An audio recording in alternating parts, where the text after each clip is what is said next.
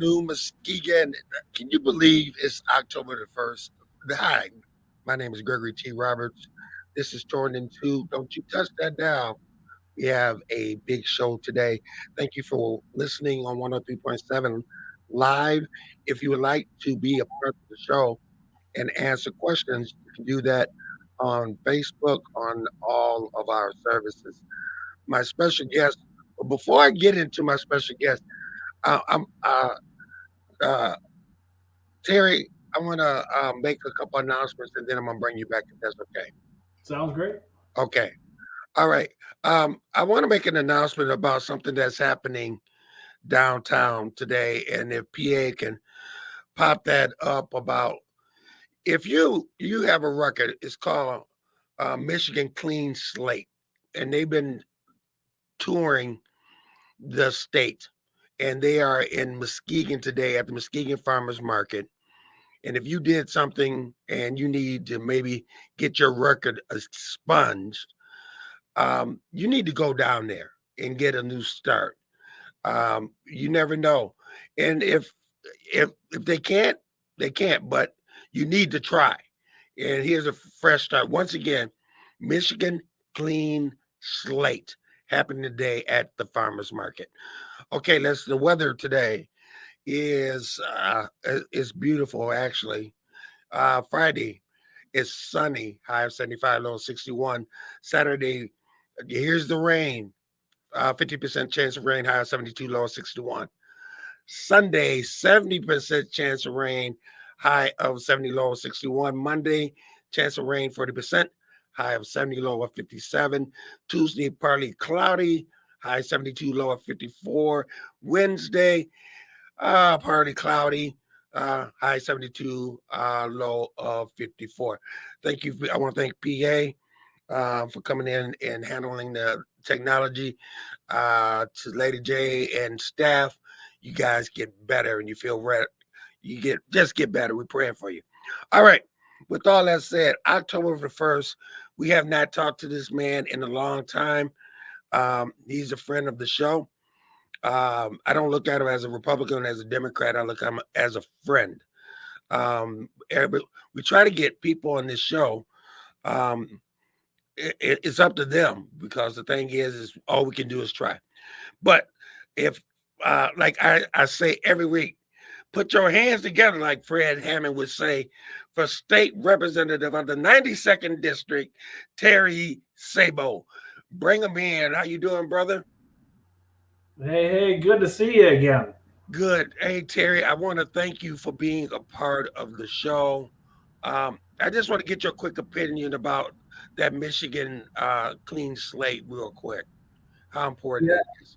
I tell you, Greg, I saw you bring that up, and I think it's a great thing. I'm really glad you brought it up to remind people because we passed a lot of laws in the state legislature here in the last couple of years, especially in regards to this, to try to help people out who maybe caught some cases years ago, and these this record has been hanging on them for a long time, and it's made it tough to get a job and those types of things. So that was the whole idea, was to try to help people get rid of some of these get these things off their record so that they can get out and get a job and try to better themselves instead of having to weight them down. So I'm glad to see you mention that, and I'm glad they're doing one of these in Muskegon to help people out. Okay, we're just gonna get into. If you have questions, please hit us on our social media. If you have questions for our State Representative Terry Sabo, Terry, let's right away. Yeah. Let's talk about the casino. Get that in right away. Yeah. It's a lot of information going. Update us. Yeah, that's it is the high priority for me. I just think having this casino project here in Muskegon County would be so big for us. I mean, in so many different ways. I mean, giving people an opportunity to get some, not just a job, but good paying jobs, jobs that they can count on day in and day out. I just think it would be so beneficial to many of our residents throughout the county, but especially those in the core area of Muskegon, to give them the opportunities that we've been begging for years. But also as a tourist attraction, you hear people I hear people in the Muskegon area always talking about wanting to take off and go up to Manistee or go here, go there. Well, what? How about people in Manistee talking about coming to Muskegon? Or people in Grand Rapids coming to Muskegon. That's what I want to see. Hmm. So, it's my priority of mine. It has been approved. The certain approvals have been met at the federal level in Washington D.C. Now it has come back to the state level. It is up to the governor to make the decision as to if they can operate as a Class 2 license. That being a Class 2 license being just the slot machines. And if that's the case, if the governor gives that approval, then they can go ahead and start building immediately. And as soon as they get it built, let's get those slot machines fired up and get people to work. But we're still waiting on the governor for that. So she did have a year to sign that if she chooses to, and that year will run out though at the end. I believe it's either the middle of December or the end of December, but it's in December. So I'm anxiously awaiting her decision, and I know that the Little River Band of Ottawa Indians is also awaiting that decision.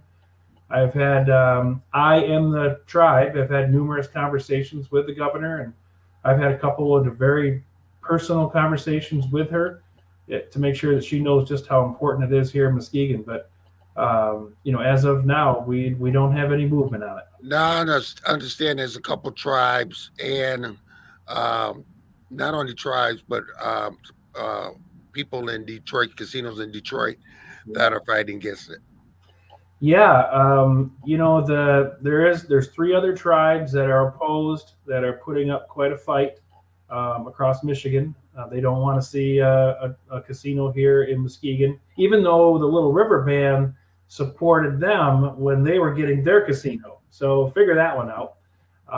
But then also the three casinos in the Detroit area, they are also opposed, which has triggered some opposition, more opposition from Southeast Michigan, to include the city of Detroit, Wayne County, and also some of my fellow legislators. And I'm disappointed by that. I don't see why we have to try to compete with Detroit or Southeast Michigan for this casino or economic development because, well, let's face it. I mean, they're 3 hours away.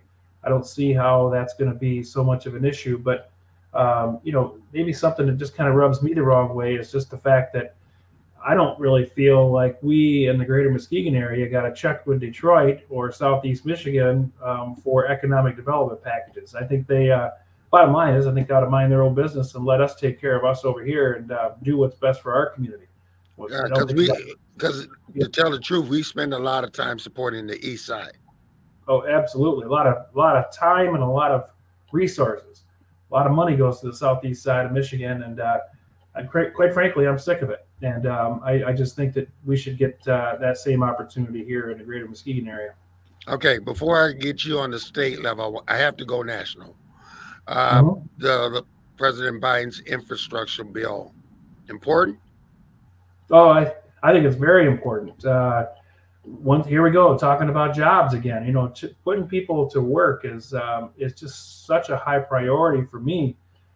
But even maybe even bigger than that is here's some infrastructure issues that we have that need to be addressed, and this is an opportunity to do just that for generations to come.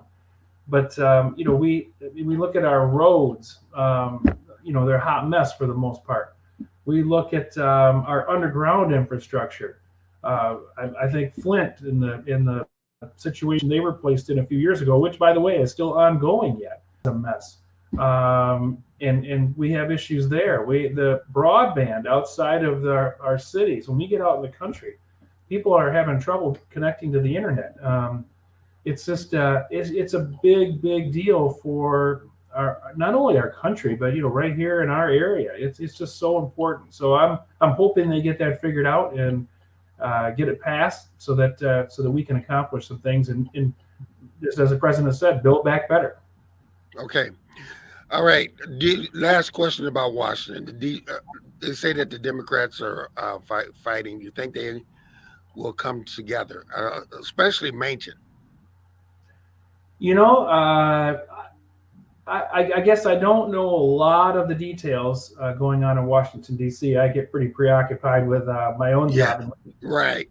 you know what? I guess it's just kind of, to me, I look at it like this. It's the old adage, divided we fall, and we sure better figure out a way to get ourselves together and find some common ground, because if we don't, the other side's going to tear us apart. So it's definitely in our best interest to figure these things out, get on the same page, and start work. Continue and start working for the people as a whole. Okay. All right. Let's enter state politics. You have been busy. Of course, you guys have been fighting. Uh, People are trying to eliminate our chance of right to vote and all kinds of things. So, start us on the issue of politics of trying to eliminate our vote. Yeah, it's really a shame. A couple of years ago, or like, well, I guess it's only been not even a year. I guess in the last presidential election, we had a record number of people come out to vote, and I think that's a great thing. Anything we can do to give people the opportunity to exercise their right to go voice their opinion about how they want to see their country, their state, their local communities run, that's a good thing. So evidently, though, there's a group of people that don't think that that's a good thing. That they feel that that's more of a it should be limited, and it's just frustrating to me to see some of the things that are going on with that particular issue, and making it more difficult for folks to vote. I think it's actually kind of an insult, really, because a lot of the blame is being placed in communities of color, that, well, they don't know what they're doing, or they're cheating, or Wait, whatever. wait, wait, wait. I got to stop you right there because what you just said is very important because a lot of people don't hear the dog whistles that are Mm-hmm. out there because when they are blaming people on that last election, it's Mm-hmm. not, it's only certain areas, and Mm-hmm. you just hit it on the mark. So, to be clear, I want you please say that again, what you just said. Well, I'll say it, but I believe it too. It's a lot of these accusations that are coming out about election fraud, and people shouldn't be voting and they don't know what they're doing and all that. It's being directed at communities of color. I think it's very clear. When I saw some of the accusations happening in the city of Detroit, about how they were, the voting processes there, and how the numbers didn't match up, you know, and that's kind of old news, but it won't go away because they Hmm. won't let it go away. But yet, the community right next door to Detroit had extremely similar numbers, if not the exact same numbers, but nothing was being said about that community. All Livonia. Hmm. Yeah, yeah. There you go. Yeah, you know what I'm talking about, then, Greg. So I look at that and I'm like, what? I mean, what's going on here? The bottom line is that there's a group out there that continue to bring about what we refer to as the big lie, because listen, there probably was some fraud in the last election. I have no doubt that there was at some level, some small level. There always is. But let's face it, there's fraud in just about everything that we do, at some level or another. And I think the all of the studies, all of the audits, all the work that the election workers and canvassers did in the last election have proven that while there may have been a little bit here and there, I mean, it was not rampant like everybody or some people want to say it was. It just was not. Well, So my opinion is, and I want to hear what your opinion is. You brought up when they said nothing good happens in Detroit, yeah. just which blew me away. And then when you look at the number of mistakes that happened in Wayne County versus what happened in Livonia, the Hmm. numbers that happened in Livonia were were crazy compared to Wayne County. But Hmm. again, you said it, it was not brought up. Yeah. and that's not being brought up, period. And it infuriates me that they think that neighborhoods of color, all we have on our minds is that we want to cheat instead. Yeah. Yeah. Or, I've heard it before. They don't know what they're doing, or, which is a bunch of baloney. It's an insult, when I hear it. I'm embarrassed to hear it, and it's very troubling to me. And and they continue to bring about this big lie that there was all this fraud and everything else, and blaming voters, especially voters of color, blaming them for all this trouble. So therefore, there's been tons of bills that have come through the legislature that are trying to keep that whole big lie idea going. And we see it every day. We just voted on some again yesterday, but it's just absolutely ridiculous. And it's almost as if they've moved on from the 2020 election, and they're going to keep this thing going, so that way when they get beat in 22, that they can continue to use that excuse that there's all this fraud, and people of color don't know what the heck they're doing running elections and all that kind of crap. Do you feel on a local level, on the state level, that the other party is not, uh, let's say, producing policy, but they're just trying to destroy what the other party, your party, is trying to do, as far as the issues that you bringing up, that they're trying to destroy your issues Yeah. and not put anything forth?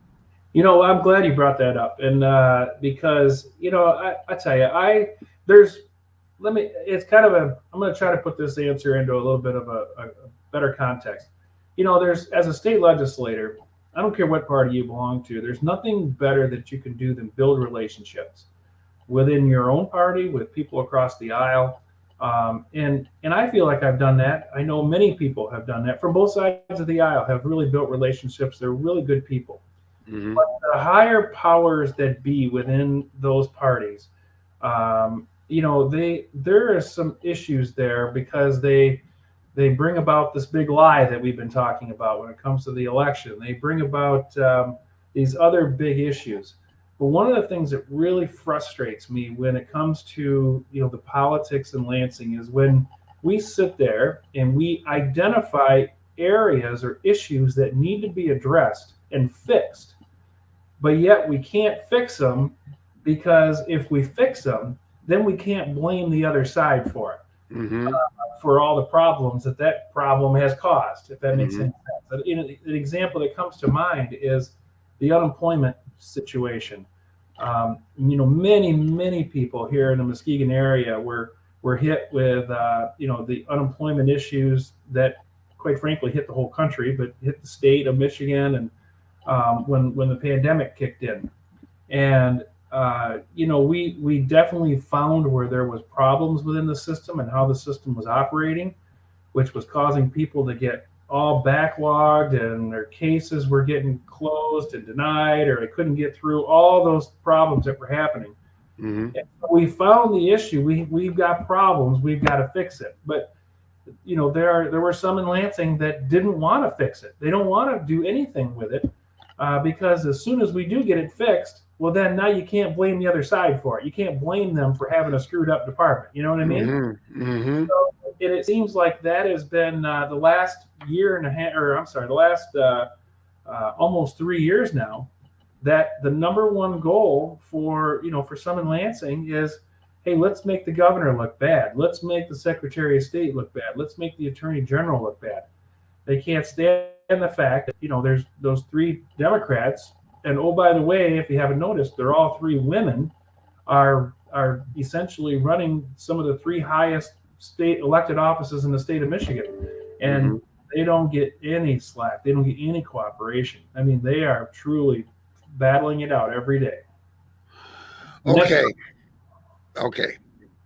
So, what do you feel are some of the top things as far as legislation? Hold on just a second. We have a question from Houston, Texas, and never misses a show.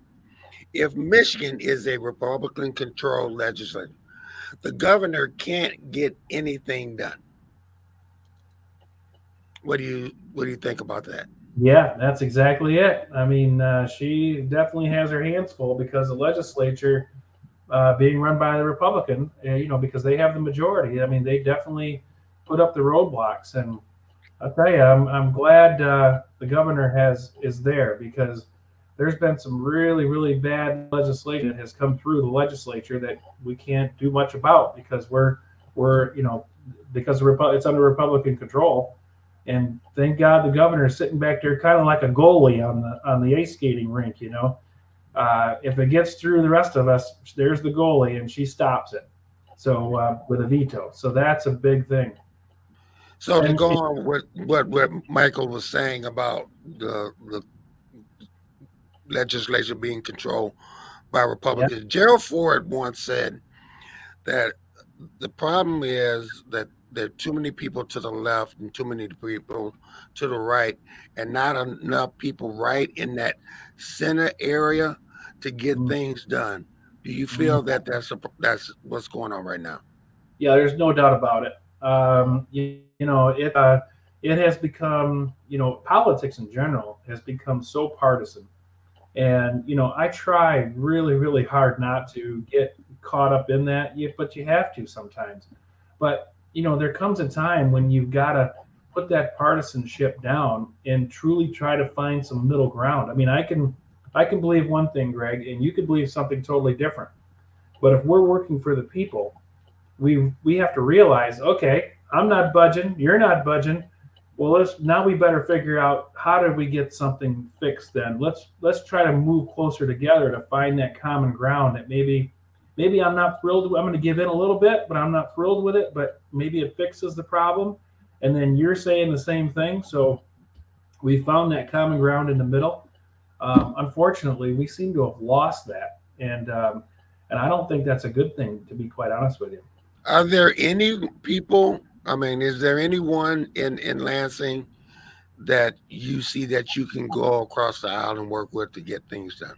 Oh, absolutely. Yep, absolutely.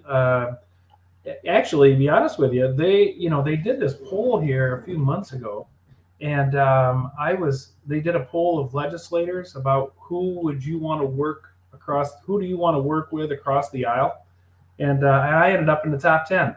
So Nice. I feel pretty good about that. I mean, I take a lot of pride in being able to do that. I mean, let's face it. I mean, when you're in my shoes in the state House of Representatives and you're in the minority, to sit there and call people names and do all this kind of stuff, you're not going to get anywhere. If anything, you're going to go backwards. So the way I look at it is, you better build those relationships and try to make those work and work with the other side. Hmm. And I think you know I don't want to talk too much about me, but it's just that you've got to be able to work with the other side and build those relationships, and I think it'll get you somewhere, especially for your district. It'll help you out in bringing resources back to your district. Okay. So that's the attitude that I take. All right. It's been a long time since we talked to you. So give us an update of some bills that have passed, or some bills that should have passed but didn't. Yeah, I serve on the appropriations committee, so a lot of my focus is on the dollars and where the money is going to get spent throughout the state of Michigan and the state budget. So that has just consumed almost all of my time, Hmm. trying to work through all that. Now, we did just pass the state budget this past last week Wednesday, not 2 days ago, or not this week, but the week before. Yeah, she just signed the budget. Just signed the budget. Yep, the other day. So we just got that done last week. And to give you an example, it was about right off the top of my head, I want to say it was about a $70 billion budget, 70 billion with a B, and it was about 800 pages long. So it's pretty massive when you break it down. That's been really, again, the focus of things that I've worked on or been working on the last several months, and trying not only get the budget done, but to make sure that Greater Muskegon is represented in that budget, which I'm happy to say that it was. I really feel that Muskegon, the Greater Muskegon area, was a big winner. And so that's something that I've been working on. But as far as like bills that have not went through, I'm also chair of the Legislative Labor Caucus in Lansing. Hmm. Our focus there is to really learn about labor issues, making sure that labor is represented in Lansing and really across the state, because I truly believe in trades, anything that's going to make our working middle class. We got another question from Houston, Texas. Mike Anthony Smith. He says, "Has additional dollars been afforded to Flint water crisis?" Yeah, actually, and by the way, Michael from Houston, you said? Yeah. Yeah, he's well. I go to Houston every once in a while. My friend Larry Jenkins lives down there. Larry's from Muskegon here, Yeah. and I slip down there every once in a while. I've got some friends down there, so it's good. Kind of surprises me that we have somebody from Houston on today. So Oh, we have. Yeah, Michael is on every week. awesome, good deal. Yeah, we just and I don't even dare say what that dollar amount is, because I probably would get it wrong. But we just have sent over again a substantial amount of money in the millions over to Flint, and a lot of this money that comes through is coming through maybe the federal level that's passing through the state for Flint, but it also is money that's coming out of the state's general fund that's going over to Flint as well. And like I said earlier, right out of the gate, the infrastructures that problems and decisions that really hurt Flint a lot. Right. It's not over with, and I think sometimes people think it's over with and it's not. There's the city of Flint needs a lot of help because of those poor decisions over there, and we need to make sure that they got all the resources necessary to handle some of the issues that they're facing over there now. Hmm. Yeah. I just got to take care of something. He says, "I'm a Heights Tiger." Okay, Michael. I'm just thank you, little brother, for watching the show. Just kidding. Just kidding. You know how I feel about the Heights, and I'm a big red alumni night, by the way. Now, Okay. Greg, I worked for the city of Muskegon Heights for over 25 years between the police and fire department. Does that, I kind of, can I be a Heights Tiger? Does that constitute a Heights Tiger? You know what? We have to, Michael. You have to answer that. Maybe we can get PA on to answer that question. If you, I think that make you an honorary. Okay, all right. Because I worked in the Heights as well and I know a lot of people in the fire department as well. Mhm. Um, he Michael did say okay. He gave you okay, so you get your card. All Okay. right. All right. So, all right. Now we talked about the Flint crisis. What are some of the other things that are going on as far as bills that you see? What I mean, you just talked about the budget that the governor just signed. Yeah. What are some of the dollars out of that budget that are coming to this side of the west side of the state? Yeah, I'll talk a little bit more about the budget, more specifically what's happening now or happened, and then more in the future. So what we got out of the state is coming for downtown Mesquite. There was 2.3 million coming for a project that's called the Harbor 31 project, Hmm. and that's on that area over there on the other side of Shoreline Drive. It would be if you're out on Shoreline Drive and you're looking at the Shoreline Inn off to the right over there. There's a lot of empty property, and there's some big plans for development in there. And so this 2.3 million is going to go towards some of the environmental cleanup that needs to take place there. Okay. And then at the Third Street dock, there's going to be the Third Street dock. At the end of Third Street, going past the new Delta by Marriott and going straight across Shoreline Drive, and the road kind of curves to head towards the Shoreline Inn. But if you was to keep going straight, you would run right into the Third Street dock. Hmm. There's some plans there to redevelop that and make that a dock more suitable for some of the cruise ships to come in, but also to do a lot of other public access things down there to really connect the downtown Muskegon area to the lakeshore. So that's there was 1.3 coming there, but there's more money coming for that in the future, quite a bit more, not only from the state level, but I would hope from the federal level as well. That could be a really big game changer down there for our area, for the Muskegon area.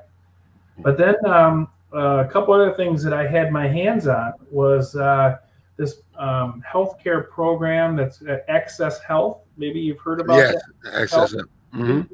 That's really kind of a tri-share healthcare program where working people can uh, get into this their own healthcare plan, and it's a tri-share that's paid through Access Health, and then also by the employee, but then by the employer. The employer will pay a share of that too. So I think that's a really big deal because it's been in place for many, many years, but there's been some funding issues because of some law changes at the federal level. And quite frankly, I mean, I think that there's some fixes coming for that. But at the same time, we need to make sure we can continue that program so that people can continue to have their own health care instead of going on to the state's Medicaid system. So we want to make sure that people have control of their own health care issues. So we were able to get $1 million for that program to keep it going for until the fixes can be made at the federal level. Hmm. Then another program that actually is I'm really excited about. It's a program called the Exit Program, and it's a program. I call it a jail diversionary program, but I guess it probably really isn't. Get a job and support your family and not come back to jail because we don't want to see you in jail. We want to see you out there doing good for yourself and for your family. Hmm. And that program has been around Muskegon for quite a few years now. Right off the top of my head, I want to say like maybe 10 years, 10, 12 years. And so we were able to get the funding for that. And the reason that we need to get the funding is because it is a very Muskegon specific program. There's no other county in the state that has this program going. And so fortunately, I was able to get them another $600,000 for their upcoming budget for their year and to keep this program rolling. And I've been in the legislature now for, well, this will be the fifth budget that we just completed, and I'm happy to say that we've got it in there every year so far. So, and I think it's a game changer. And if I could, I want to give you a quick example of why. I had a chance to tour that facility when I first got elected to the state house, and I met this young man there, and he was kind of troubled, and he just for being there, he was not happy about being incarcerated. He knew he messed up, and he was bound and determined that he wanted to turn his life around, and Hmm. so he was a part of this exit program, and he took it very seriously. And one of the things that really touched him was I think it was a Sunday or something was like family day, and his his um, um, his baby's mother brought their child in with him to visit that day, and he said that was one of the toughest things he ever had to do was to be there in front of his child while he was incarcerated. It was just embarrassing to him. It hurt him. I hurt him a lot, inside. And I happened to run into him a couple months later around town, and he recognized me. I didn't even recognize him, but he recognized me, and he came up to tell me he was super excited that he had graduated from the program. He had finished his the time that he needed to in jail, so he got out, and he got because of the skills that he learned in the exit program, he was able to go out. He got a job, and he was so excited to talk about how he had moved his family into a safe neighborhood, and they were doing really good. And I'll tell you, Greg, it almost brought me to tears because to hear this young man talk and to see the pride that he had and what he was doing now, um, you can't beat that.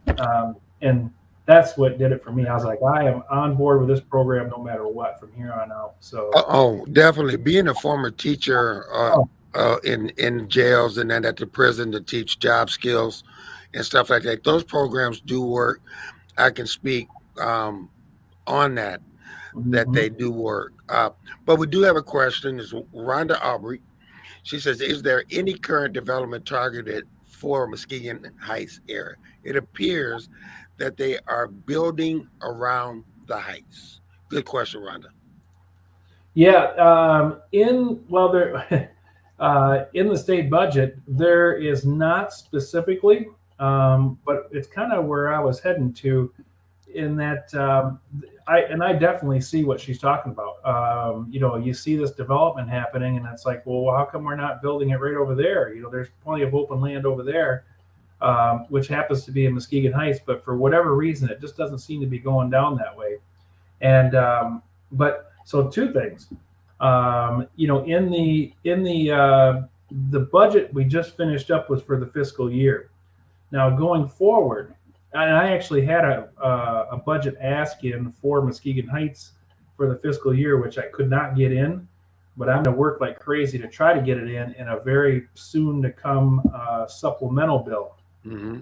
And that's really while it's not a actual development, I guess, but it's Broadway Avenue, to get that redone, because if you've traveled up and down Broadway Avenue like I have many times, I mean, the road's not very good.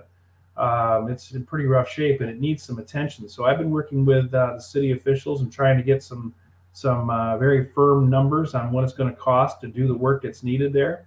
We got those numbers, and we're going to try like crazy to get that done, because I think having that project done, having Broadway redone, I think is really a big deal for the city of Muskegon Heights to be able to have a nice roadway going through the center of its downtown area, and hopefully would attract more businesses to come in, small businesses, granted. So I think that's one of the things that I personally have been working on. Now, as far as a development goes, I'm really not at liberty to talk too much about it, but I did just today. I had lunch with a couple people to discuss a project that they have going on that they're looking at trying to do, and they want to do it in the Heights. Nice. That is pretty exciting, and that they've already been working with the city on it. So, but it's in the very early stages, and I'm excited about it. I hope it comes to fruition, and I'm going to do everything I can to try to help them. So, Terry, as you know, there's a lot of places facing they can't get enough employees right now. They can't get employees. They can't yeah. get people, and the blame is pointed at the federal and the state people for giving. You guys are giving money to people that don't want to work. Mm-hmm. Well, I'm sure you've heard that. Oh yeah, Um, I heard it. but what do you think about it? Well, I'm glad you asked that question, because I feel pretty strongly about this. You know, I just don't believe in blaming the Michigan's workers on a workforce shortage, because for a number of reasons. First of all, there was already a worker shortage before the pandemic, True. and we were already starting to see it. And so we got into the pandemic, things went wonky, everybody's out of work. We all know what we all went through there. But then coming back, there seemed that workforce shortage seems to have really increased. And there was a lot of blame being put on those federal benefits that were coming in, that, oh, Michigan's worker was lazy. They don't want to go to work because they're collecting all these benefits. Well, I did some checking on it. I had a discussion with some folks over at the unemployment office to get some numbers. Now, granted, this is back in June when I got these numbers, so just a couple months ago, 3 months ago. But at that time, and everybody was talking about it then, so let's not forget that. But at that time, on the state benefits, the maximum amount of weeks that you can collect is 20 weeks. That's the most weeks that you can collect. Well, at that time, the average person that was collecting state unemployment benefits was only collecting on 14 weeks. Mm. And at for the federal benefits, which the maximum number of weeks at the time was some kind of crazy 70 weeks or whatever it was. The person that was collecting federal benefits, the average person was only collecting on 24 of those 70 weeks. So my question then is, if the Michigan worker is lazy and they just want to lay around and collect benefits because they don't want to go to work, why are they not collecting on all the weeks and only part of the weeks? That doesn't even make any sense. So, and besides, now we've moved on to in the beginning of September, the federal benefits come to an end. Well, that's a month ago, and I don't see any big changes in the workforce shortage because, quite frankly, if the workforce shortage is being blamed on Michigan's worker being lazy because they're collecting all these federal benefits, well, those benefits have been gone now for a month. So why are they not going back to work? Mm-hmm. Uh, I think the true problem, the workforce shortage problem, it isn't about a Michigan worker being lazy. I think it's a true shortage of people as we're going through this time frame. I think when the pandemic hit, I think there was a lot of people who maybe were kind of close to retirement. They were maybe been thinking about retiring a couple years down the road, but then all of a sudden, once that hit, I think they just kind of said, you know what, I'm just done. I'm going to get out of here. And I think that probably created more of the shortage because people were actually retiring. They weren't lazy; they were just done working. And then I think also some people maybe took advantage of it. They, as far as took advantage of the time off that the pandemic allowed for. In other words, a lot of the restaurants and bars were closed. So a lot of those people that were struggling to get by and working those types of jobs, I think they had an opportunity now to go better themselves so that they didn't have to work those jobs anymore. And they went out and maybe they got some more schooling or some more training so that they could fill some of those jobs that paid better. Mm-hmm. And I just really feel that that's a big part of what is going on with this workforce shortage. And because most of these jobs that are available are the lower paying jobs that are out there. Some of the restaurants and the bars and those types of places. Right. That's where a lot of the shortage is at. Right. Okay. Now we're getting questions fast and furious here. Okay. So I'm going to give you both questions that I have, and you can think about those. And Okay. then, okay, the first question: why hasn't the governor forgiven the debt for Muskegon Heights public schools? You can think about that one, and then behind that one, back from Texas, is the state considering a mass vaccination mandates? Okay. So the first one is the school debt for Muskegon Heights.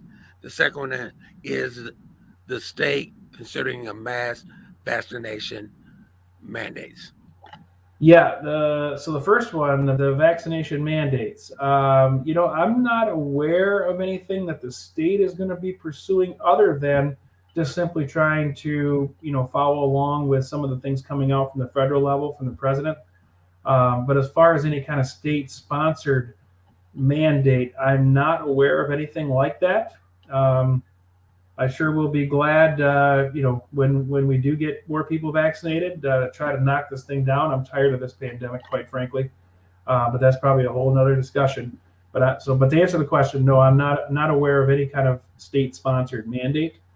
Now, as far as the Heights schools go, that's probably more of a question for the governor. But I can say though that this was it probably would have to have some legislative input as well, as far Mm-hmm. as forgiving the debt, because that was something that was an agreed upon arrangement there several years ago Okay. when we were trying to move, when Muskegon Heights was having some of its problems with debt.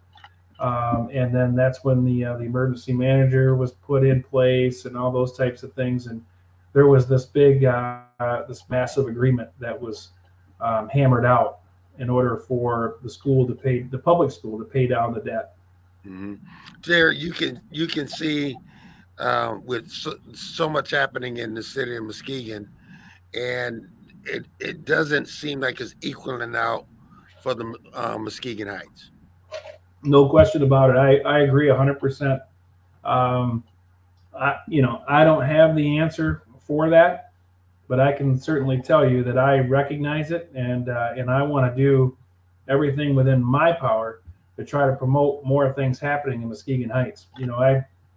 I mentioned earlier, in the show about I worked for the city of Muskegon Heights for over 25 years, and I've said it in many places for many years, and I'll continue to say it until the day I die.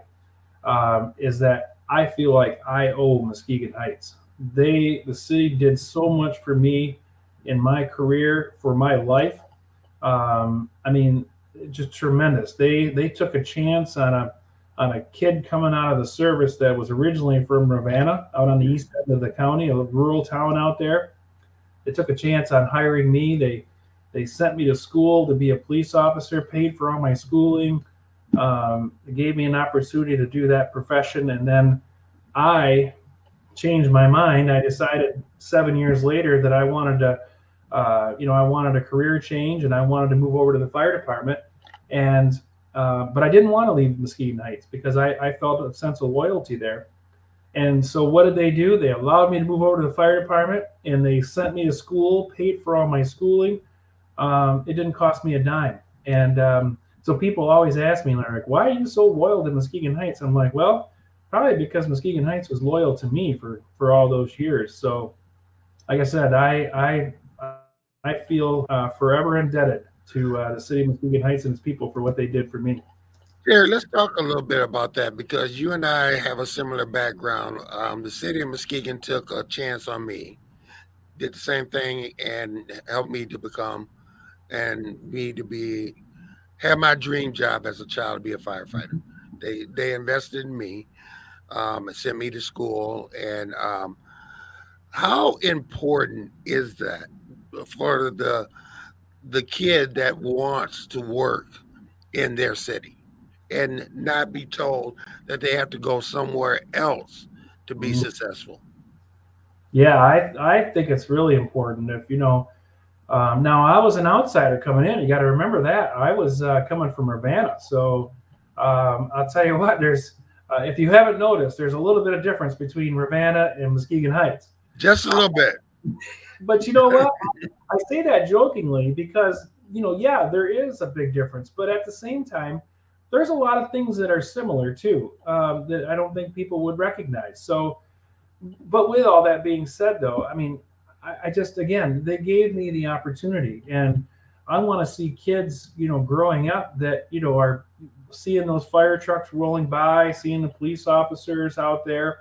I want if they that's what they want to do. I want to see them have that opportunity, and if they can do that at home in their home community, that is so. I think that's just spot on. It is such a big deal, and I think it's a big deal for the community to see one of their own, somebody that they watched grow up and be in one of those positions. But listen, we are living in a circle of life, aren't we? Hmm. And in that circle of life, while you may be a young person today, you're going to get older, and all of a sudden you're going to start to become, you're looking at the police and fire department of maybe that's what you want to do, and then you happen to have that opportunity to do that in your hometown. But you know what has happened in the meantime? There's some other kids that are now growing up, and they're looking at you as that role model, and they're looking at you as somebody that they want to become. Hmm. And so you instantly become that hometown role model for other kids to see. And there's no better person that can serve in those capacities, I think, than that local person. Well, Uh, again, I think that as people have brought up, is that there are a lot of things happening in Muskegon. Um, and we need to get Heights moving, and mhm. I'm sure that you're reachable Oh yeah, if they have people have ideas. absolutely. And just as a side note too, when we talk about Muskegon Heights and development there, I've had many types of meetings with the Lakeshore Chamber of Commerce. We talk about a lot of different projects, but I swear there's not a meeting that goes by when the chamber says we need to make sure that we're doing something for Muskegon Heights and watching what goes on over there and helping in any way that we can.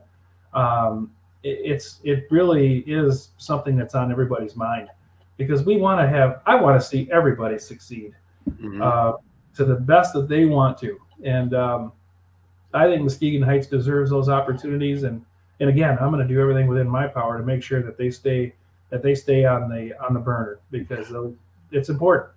What's on now? What's on the future slate for as legislation um, going forward for this year? Yeah, well, I'm glad you brought that up again, Greg, because it's something I kind of forgot to bring up.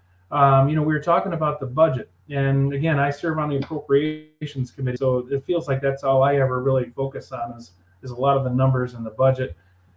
So, when we did the fiscal year budget now, which begins October 1st, begins today on October 1st, and but once that budget's done, we still have, now that the budget is done, we still have about $2 billion, billion with a B, sitting there that has not been appropriated yet, and Stop. Two that's bi- 2 billion. oh, hang on, I'm not done yet now. So we've got $2 billion that's sitting there, and where is that coming from? It's a lot of the projections that we were getting throughout the year in order to craft this budget. We're getting projections on how much revenue the state's going to have, how much taxpayer dollars are coming in, sales tax dollars, all those types of things. Mm-hmm. Well, it was a kind of a conservative outlook on it. So the bottom line is we had way more money coming in than what we were expecting, for a number of reasons. The economy is coming back, things are happening, people are spending money, which means more sales tax money. I mean, all this stuff is just kind of snowballing. Mm-hmm. So bottom line is we got about $2 billion sitting there. But then you also add in, there's a lot of federal money. You probably heard a lot about the ARPA money, the American Rescue Plan, all those funds that have come into the state of Michigan. Mm-hmm. Well, we're sitting on roughly about just over $6 billion. $6 billion. So with a B. With a B, and you add that to the $2 billion, you're looking at probably $8 billion that is going to have to be appropriate. So, yeah, you ask what I'll be doing here moving forward. It's going to be all about trying to get that money out to the people that need it the most, the projects that need it the most, to try to build back better. As the president says, build back better. And so that's what I'll be working on, is trying to get that money appropriated, and hopefully Muskegon Heights will be a benefactor of some of that money. Weird question. The city of Muskegon has, they're looking right now how to deal with the deer population in the city. Yeah. What are your thoughts? Yeah, I'm not sure what they've decided to do on that, but I know They're thinking about giving people licenses to shoot deer. Yeah, I tell you, to me, it's dangerous. But I also know that they have really highly skilled people that come in and do that. But now at the same time, if you don't do it, because obviously it's dangerous. Anytime you got a gun, it's not safe. You got to make sure you're really, really safe when it comes to those types of things. But the flip side is if you don't do it, you've got deer that are just tearing up neighborhoods and causing a lot of trouble. Deer look all nice when they're standing out in the field and that, but they can cause a lot of trouble. I can say this: our deer in our neighborhood, they wear DWA, Deal with Attitude shirts. They don't mess around in our neighborhood, and they got to do something. Wait a minute, we got another question. This is Rhonda. Before you end, what are the steps that are needed to start the process of getting the school's debt forgiven? Thank you, Rhonda. Yeah, I think that would be something. Great question too. I think starting with the local public school board, they're the ones that are responsible for the school debt, not the academy that's currently running the school, but the public school board. I'd say that would be the first step, would be making contact with them, finding out how to develop a plan, to get that plan over to the governor's office to see what are the possibilities, how can we do it. But I think the school board will have the answers to that, or they'll have access to those answers. Do you think it's who cries the loudest gets the more buck? Yeah, I think that is a factor. I definitely think that that can be a factor in everything. But I think that there's a lot of things that go into that whole mix. As far as like, where is it at? Who is it affecting? What kind of monies are out there? And you got to be careful because you don't want to set a precedent. Meaning that well, if we do it now, that means what if another school comes into the same situation? Are we going to keep doing it for them? So yeah, there's a lot of factors that go into these types of things, and it's something that we all got to be paying attention to. All right, Terry, we got like 2 minutes. I want you to do a shameless plug here. Tell people how to get in touch with you. Yeah. And right now, here's your chance to talk about you. Yep.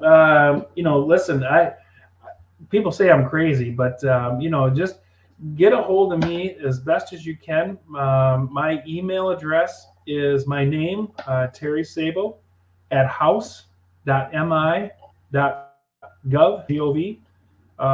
Shoot me over an email. You can, give me a call. Email is really the best because that's, it gets to us. And Give, um, give us that email one more time. yep, it's my name, Terry Sabo, at house.mi.gov. Hmm. And just shoot that email over. Make sure you leave contact information on how I can get back in touch with you or my office can. And we have helped a lot of people over the last couple of years. That unemployment issue, probably a couple thousand at least of local people. So, but contact me with anything. If you need help, if you just want to vent and you're mad about the way I voted or something, let me know about it. I just can't say that enough because that's really how I am able to best represent the people of the 92nd district is by hearing from you. And the 92nd district is a big district. It's Muskegon Heights, Muskegon, North Muskegon, Muskegon Township, Laketon Township, Fruitland Township, and Whitehall Township. So it's about 90,000 people. And I got to hear from you either, or if I'm in the community, you see me around, stop me. Well, for someone that ran for that office, I understand. Yep. Representative Terry Sabo, we appreciate you. We thank you. Once I do want to tell you this that again, this is a chance, a place that you can come and talk to us and let us know anytime what's going on. And I'm available anytime too. I love being on the show, talking about my home here in Greater Muskegon. So there's no better thrill than that, Greg. Get on that governor about forgiving that debt. Right. All right. All right. Take care, Representative Terry Sabo. Thank you for being our guest. October the 1st. Can you believe it? That it's October the 1st. Again, go sow a seed, a positive seed in somebody's life. Tonight, alumni night at Muskegon High School. I want to see you there, alumni. Listen, take care. God bless. We see you next week.